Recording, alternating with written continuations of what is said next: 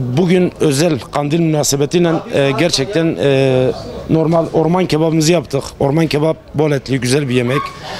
Ayrıyeten bir çoban kavurma yaptık. Ayrıyeten kardeşlerimize tatlı çeşitlerimizi yaptık.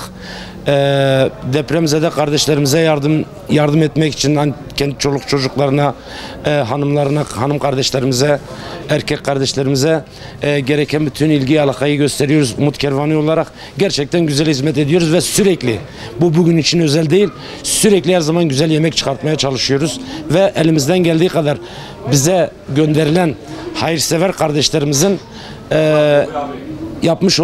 yapmış olduğu iyilikleri, yani yardımları gerçekten biz burada güzel bir şekilde sunuyoruz.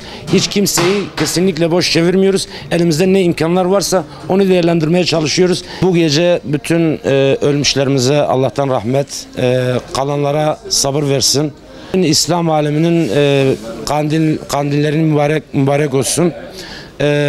Herkese teşekkür ediyoruz. Gerçekten bu katkıda yardımı dokunan, gerçekten yardımsever insanlarımız var. Allah onlardan razı olsun ve İnşallah bütün yardımlarını gene bekliyoruz ve bize geldiği müddetçe biz gene dağıtmaya devam edeceğiz inşallah. Bu yolda hizmet etmeye devam edeceğiz.